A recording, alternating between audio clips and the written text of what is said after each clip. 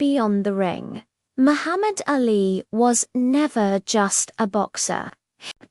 He was an idea, a voice, and a challenge thrown straight at the face of society. From the moment he stepped into the spotlight, Ali understood something most athletes never did. Fame is power, and power, when left unused, is wasted.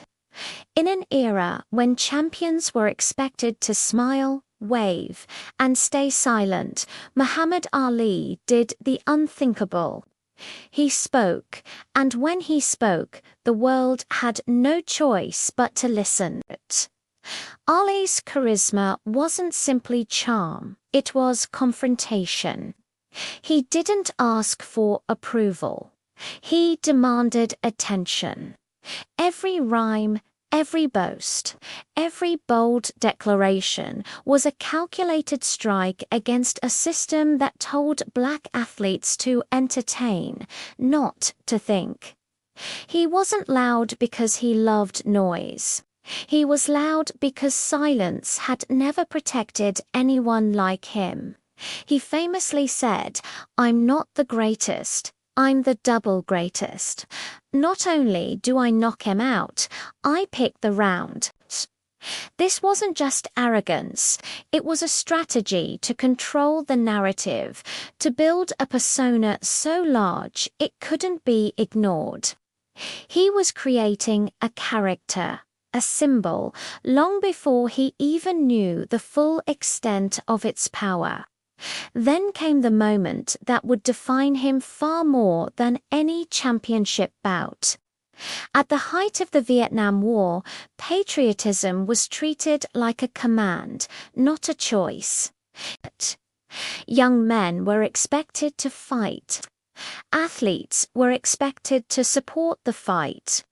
Dissent was seen as betrayal. And then Muhammad Ali said no.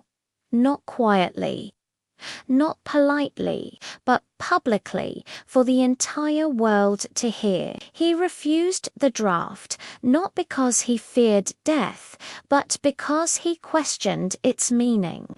His words hit harder than any punch he ever threw. I ain't got no quarrel with them Viet Cong.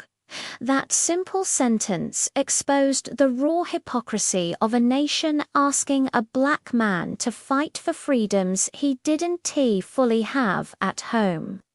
Ali knew the cost. He was immediately stripped of his heavyweight title. He was banned from boxing. He was erased from his own profession at the absolute peak of his physical prime. 3.5 years passed. No fights, no income, no certainty of ever returning to the ring. But what Ali lost in money and medals, he gained in something far more enduring: moral authority. He didn't dodge the consequences, he embraced them. While others crumbled under the pressure, Ali stood firm, transforming his personal sacrifice into a global statement. Most people talk about principles when they're cheap. Muhammad Ali lived them when they were expensive. He could have taken the easy path. He could have signed the papers, fought in the war, kept the belts, and secured his legacy as a purely athletic champion. Instead, he chose something far more dangerous: integrity. He stood alone while politicians attacked him, media outlets mocked him, and even fellow athletes distanced themselves. He was labeled a coward, a traitor, an extremist.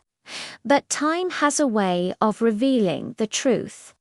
History would later expose that Ali wasn't ahead of his time because he was reckless. He was ahead of his time because he was right. His protest became a rallying cry for the anti-war movement and gave a voice to millions who felt the same way but lacked his platform. Ali's defiance didn't just appear out of nowhere. It was rooted in a lifetime of injustice. Growing up in segregated Louisville, Kentucky, he learnt early that talent didn't equal respect. Winning an Olympic gold medal for his country didn't erase racism. Becoming the heavyweight champion of the world didn't automatically grant him dignity. He famously told the story of throwing his gold medal into the Ohio River after being refused service at a whites-only restaurant, a symbolic act of his disillusionment. He aligned himself with the civil rights movement, not as a celebrity mascot, but as a full-throated participant. While other prominent figures feared losing sponsors or alienating fans, Ali used his fame as a shield and, sometimes, as a sword. He challenged white supremacy with words sharp enough to cut through decades of silence. He challenged the media's expectations of how a black man should behave, refusing to be the humble, grateful athlete they wanted him to be. And most importantly, he shattered the idea that athletes should just shut up and play. Ali understood something revolutionary. When you have a platform, neutrality is a choice, and often it's a choice that supports the status quo. His conversion to the Nation of Islam and changing his name from Cassius Clay to Muhammad Ali was another profound act of defiance. This wasn't just a personal decision, it was deeply political. It was a rejection of a name tied to the legacy of slavery, a declaration of self-definition in a world obsessed with labeling him. When reporters and opponents like Ernie Terrell stubbornly refused to use his chosen name, Ali didn't back down. He corrected them again and again, famously taunting Terrell in the ring, asking, "What's my name?"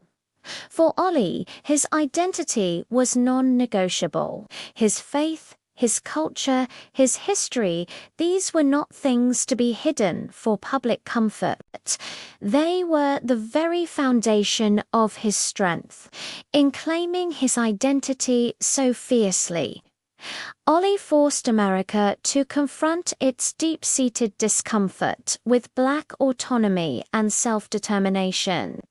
The media had a complicated relationship with Ali. They loved him when he entertained. They hated him when he educated. But even his harshest critics could never, ever ignore him. Ali mastered the spotlight better than anyone before or after him.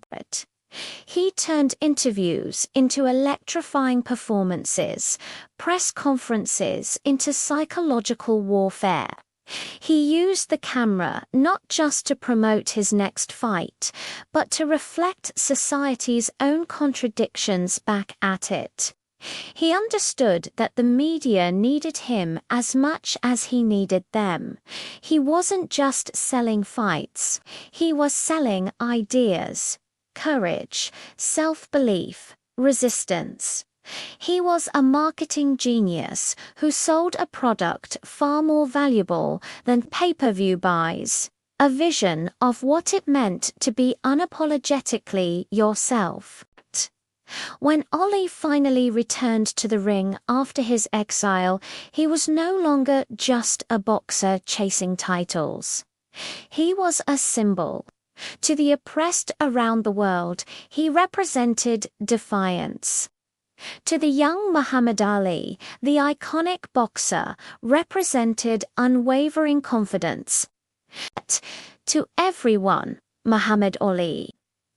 The boxer represented the possibility of standing firm against overwhelming pressure, even when it costs you everything. Ali transcended borders, languages, and sports. From the streets of Kinshasa to the neighborhoods of London, he was a hero. He became living proof that one individual, armed with conviction and courage, could challenge empires. His fights, like the rumble in the jungle and the thriller in Manila, became global cultural events that were about so much more than boxing. Muhammad Ali did not retire undefeated. His body paid a heavy price for his years in the ring, leading to his long and public battle with Parkinson's disease. But his true legacy isn't found in a win-loss record. It's found in the courage to say no when the entire world is screaming yes. It's found in the strength to stand alone when standing with the crowd would be so much easier. It's in the refusal to ever trade principles for applause. Ollie showed us that greatness isn't about perfection. It's about purpose. It's not just about what you achieve, but what you stand for. And that is why Muhammad Ali will never be remembered as just a sporting legend. He was and will forever be a global icon of courage, conviction, and humanity. Thanks for watching. If you were inspired by Ali's story, hit that like button and subscribe for more content on the icons who changed our world.